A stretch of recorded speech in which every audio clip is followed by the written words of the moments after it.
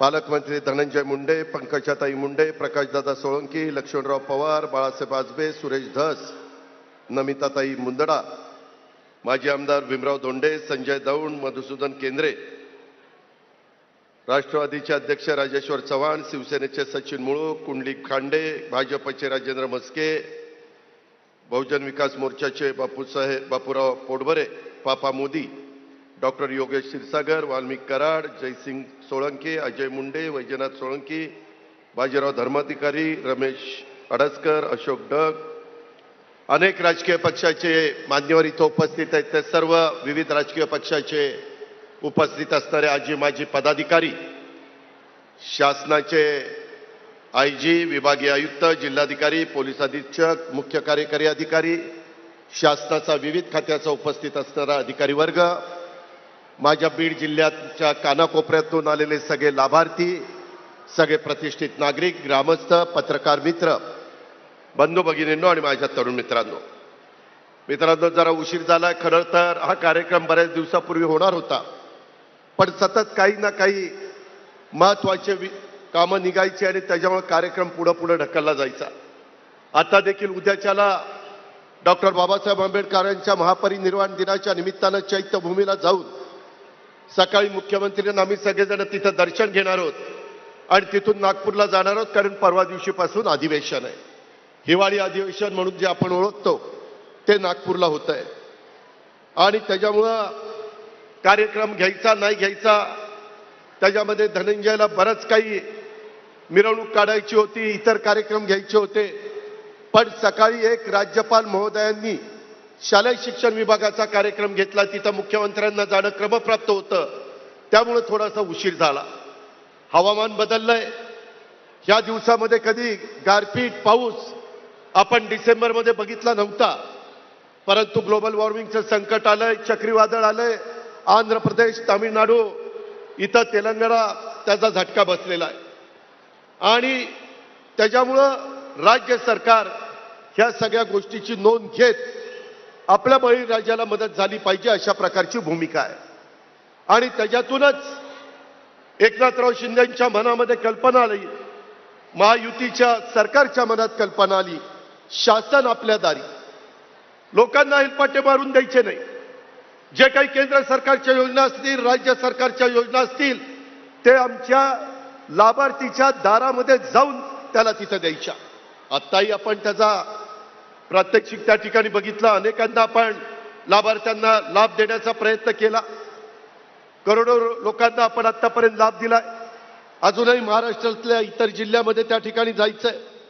आज इथे येत असताना 12 ज्योतिर्लिंगापैकी एक असलेल्या परळीच्या प्रभू वैजनाथाच्या ऐतिहासिक पवित्र भूमीत शासन आपल्या दारी या निमित्तानं अभियानाच्या महायुतीचं संपूर्ण शासनच खऱ्या अर्थाने आज बीडकरांच्या दारी आलेलं आहे।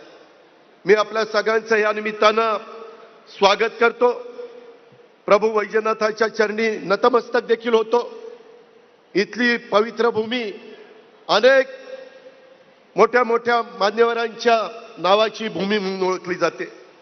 ही भूमी देवदेवतांची भूमी आहे, संत महात्म्यांची भूमी आहे, महापुरुषांची भूमी आहे, भगवान श्री कनकालेश्वरांची भूमी आहे, श्री खंडेश्वरीची, तसंच मन्मथ स्वामींची, विमलनाथांची अशा प्रकारची भूमी आहे।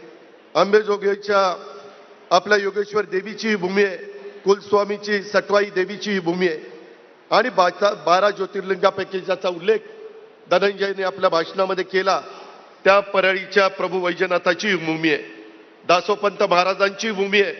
त्याच्यामुळे या समस्त देवदेवतांच्या चरणी मी वंदन करतो आणि बीड जिल्ह्याच्या, महाराष्ट्राच्या विकासासाठी काम करत असणाऱ्या ह्या महायुतीच्या सरकारला बळ दे असं साकडं देखील आपल्या सर्वांच्या साक्षीनं मी या ठिकाणी देवतांच्या चरणी त्या ठिकाणी घालतो। मित्रांनो, आपल्या इथं जसं वेगवेगळ्या देवदेवतांची मी नावं घेतली, तशाच पद्धतीनं आपल्या ही सगळी भूमी ही त्या ठिकाणी आपल्याला माहिती आहे, श्री संत भगवान बाबा आणि श्री संत जगतमित्र नागा या संतांना देखील मी नमन करतो। आज वेळ आमच्याकडे कमी आहे, मुख्यमंत्री उपमुख्यमंत्र्यांना मार्गदर्शन करायचं आहे. अनेक काही मुद्दे इथं काढलेले आहेत.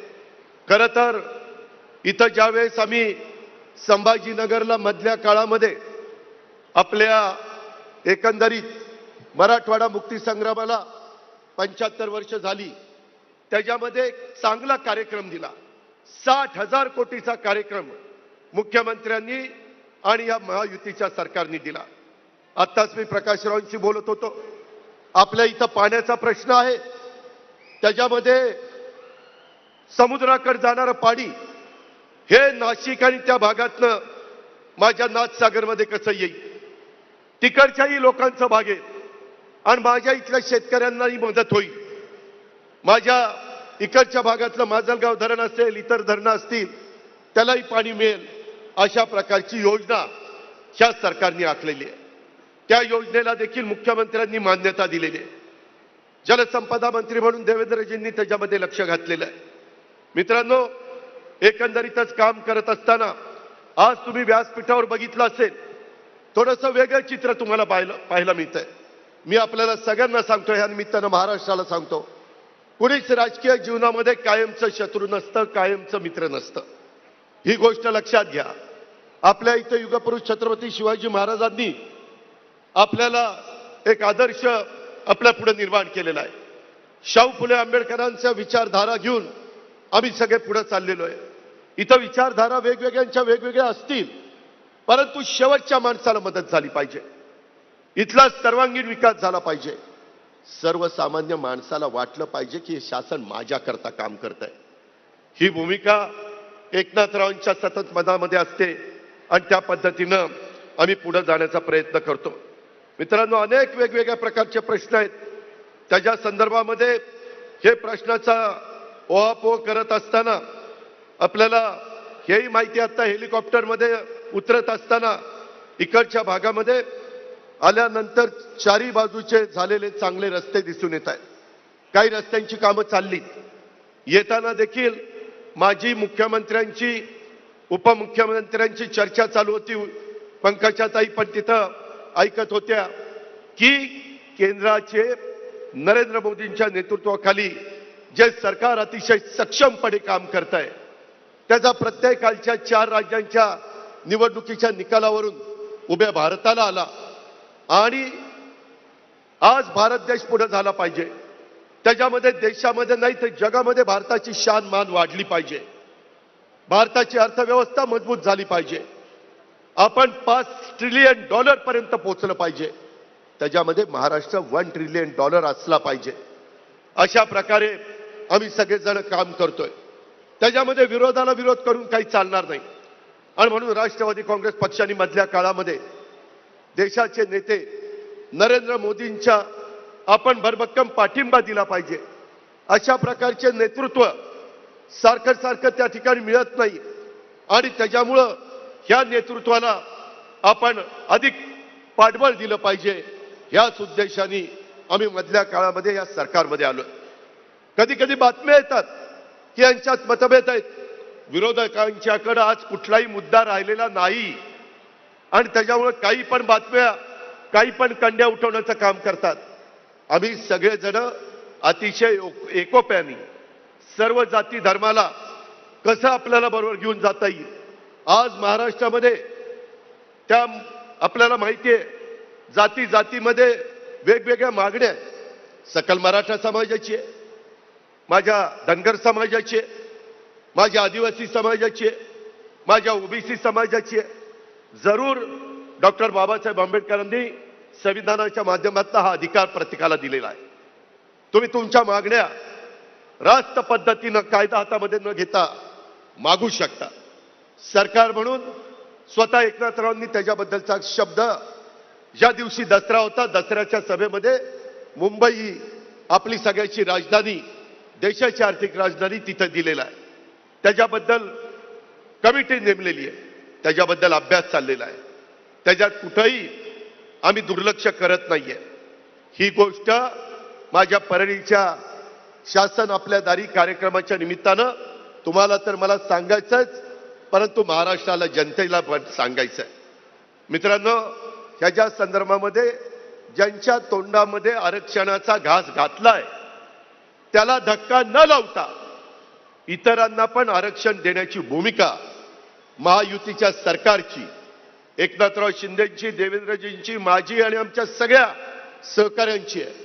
सगळ्या विरोधी पक्षाला पण आम्ही विश्वासात घेतलं.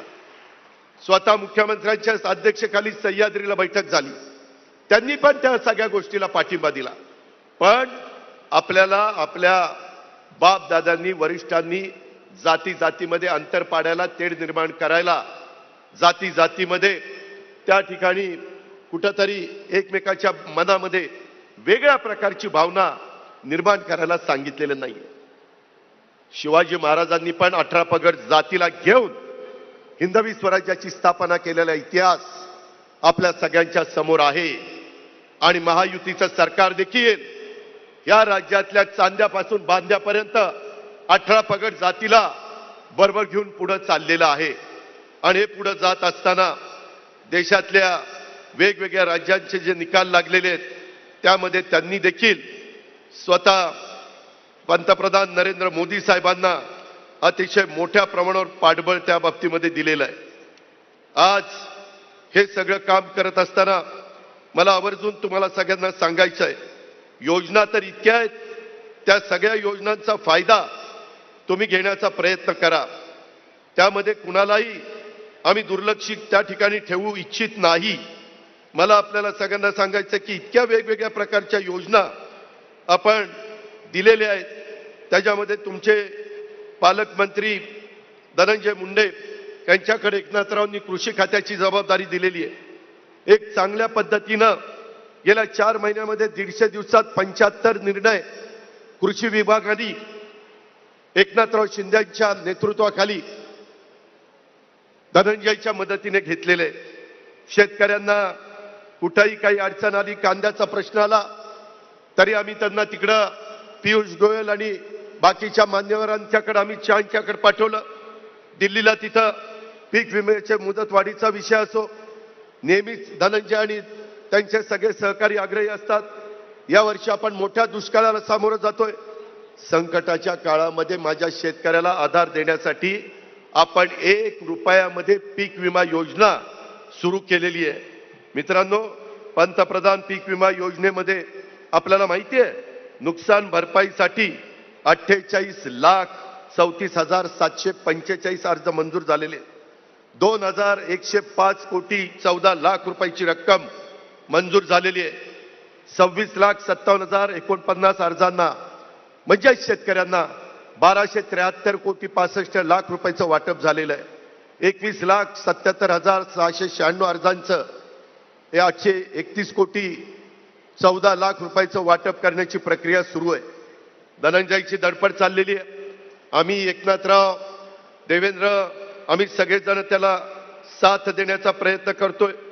तुम्हाला सगळ्यांना माहिती आहे की सगळी कामं करत असताना धनंजय माझ्याही जवळचा आहे, परंतु तो देवेंद्र फडणवीसांच्याही जवळचा आहे.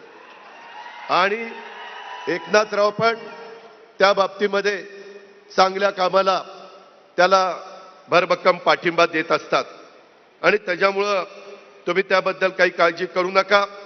सगळे इथले लोकप्रतिनिधी, भाजपचे आमदार असतील, राष्ट्रवादीचे आमदार असतील, सगळ्यांना विश्वासामध्ये घेऊन उद्याच्या पुरवणी मागण्यामध्ये देखील एक चांगल्या प्रकारचा निधी राज्याच्या सर्वांगीण विकासाला देण्याचा आमचा सगळ्यांचा प्रयत्न आहे. तो तुम्हाला 7 तारखेला पुरवणी मागण्या सभागृह समोर ठेवल्यानंतर त्या ठिकाणी होईल. आज आम्ही स्वर्गीय गोपीनाथरावजी मुंडे यांच्या समाधीस्थळी जाऊन त्यांच्या नावाने सुरू असलेल्या स्वर्गीय गोपीनाथ मुंडे ऊसतोड कामगार महामंडळाच्या कामाला देखील एक न्याय देण्याचा प्रयत्न आम्ही त्या ठिकाणी केलेला आहे. मी मुंडे साहेबांना देखील विनम्र अशा प्रकारचं अभिवादन करतो. एक लोकनेता म्हणून त्यांची उभ्या महाराष्ट्राला ओळख. सगळ्यांना बरोबर घेऊन जाण्याचं काम. ठीक आहे, राजकीय काही आमचे विचार वेगवेगळे असू शकतात, परंतु जे योग्य आहे ते योग्यच आहे आणि ते आपण मान्य केलं पाहिजे. आणि त्या पद्धतीनं मित्रांनो आम्ही सगळेजण पुढे जाण्याचा प्रयत्न करतोय. मला या निमित्तानं आपल्याला एवढंच सांगायचं आहे की आज आदरणीय मोदी साहेबांच्या मार्गदर्शनाखाली महाराष्ट्राचा विकास होतोय. कालच नौदल दलाच्या निमित्तानं आदरणीय मोदी साहेब महाराष्ट्राच्या दौऱ्यावर होते. त्यांच्या हस्ते युगपुरुष छत्रपती शिवाजी महाराजांचा, जिथं शिवाजी महाराजांनी सिंधुदुर्गला किल्ला समुद्रामध्ये बांधलेला आहे, त्या ठिकाणी एक महाराजांचा पूर्णाकृती पुतळ्याचं सिंधुदुर्ग नगरीत अनावरण झालं. छत्रपतींचे आशीर्वाद मोदी साहेबांनी घेतले. छत्रपती शिवाजी महाराजांच्या विचारावर काम करत असल्याचं त्यांनी आवर्जून तिथं नमूद केलं. आदरणीय मोदी साहेबांच्या दूरच्या दृष्टीनं अत्यंत वेगाने तुमच्या माझ्या भारताचा विकास होतोय. केंद्र सरकारच्या मदतीनं आपल्या महाराष्ट्राच्या विकासाची गाडी सुद्धा अतिशय भरधाव वेगाने जाईल, यात माझ्या मनामध्ये तिळमात्र शंका नाही. आणि महाराष्ट्राच्या विकासासाठी आता केंद्र सरकारची जोड मिळालेली आहे. राज्याच्या विकासासाठी आवश्यक असणाऱ्या निधीची कोणतीच कमतरता आपल्याला भासणार नाही. परंतु आपण सगळ्यांनी एकोपा ठेवला पाहिजे. उद्याच्या येणाऱ्या लोकसभेच्या निवडणुकीच्या निमित्तानं तिसऱ्यांदा ह्या देशाचं पंतप्रधान नरेंद्र मोदी साहेबांना करण्याकरता 48 पैकी कमीत कमी 45 जागा तरी निवडून आणण्याचं काम हे आपल्याला सगळ्यांना करायचं आहे. त्याकरता तुमच्या आशीर्वादाची गरज, त्याकरता तुमच्या भरभक्कम पाठिंब्याची गरज ही आम्हाला हवी आहे. ही पण अपेक्षा मी आजच्या निमित्तानं आपल्या सर्व सहकाऱ्यांना करतो. आणि ज्यांना ज्यांना लाभ मिळालेला आहे त्या लाभाचा फायदा माझ्या सहकाऱ्यांनी अतिशय चांगल्या पद्धतीनं करून घ्यावा, अशा प्रकारची अपेक्षा आज शासन आपल्या दारी आणि इतर विविध कार्यक्रमाच्या भूमिपूजनाच्या निमित्तानं इथं करतो. आज 286 कोटी रुपये आपण त्या ठिकाणी प्रभू वैजनाथाच्या सुधारित तीर्थक्षेत्र विकास आराखड्याला देतोय. माझी एवढीच विनंती आहे की जे हेरिटेज काम आहे, दगडाला रंग मारू नका. जे दगडा ओरिजिनल असतो तशा पद्धतीने ते ठेवा. आत्ताच येताना आमची चर्चा झाली, पांडुरंगाचं विठ्ठलाचं पण तिथला जीर्णोद्धार करायचं आमच्या महायुतीच्या सरकारच्या मनामध्ये आहे. एकनाथराव म्हणले लवकरच आपण तेही काम सुरू करू. जिथं जिथं महत्वाची तीर्थस्थळं आहेत, मग ती कुठल्याही जाती धर्माची असो, तिथं भाविक जातात, तिथं सुविधा मिळाल्या पाहिजेत. अशा प्रकारचा संकल्प, अशा प्रकारचा निश्चय आम्ही सगळ्यांनी केलेला आहे. देश पातळीवर तशा प्रकारचं काम हे मोदी साहेबांनी उभं केलेलं आहे. तशा पद्धतीनं आपल्या राज्यामध्ये देखील आम्ही सगळेजण काम करू इच्छितोय. इतर देखील प्रश्न अतिशय तडफेडी सोडवण्याच्या करता आम्ही कुठं कमी पडणार नाही, हा शब्द आपल्याला सगळ्यांना देतो आणि या ठिकाणी थांबतो. जय हिंद, जय महाराष्ट्र. धन्यवाद दादा. यानंतर जलयुक्त शिवारचे प्रणेते आणि शिवरायांच्या महाराष्ट्राला लाभलेला अभ्यासू व्यक्तिमत्व, कर्तव्यदक्ष उपमुख्यमंत्री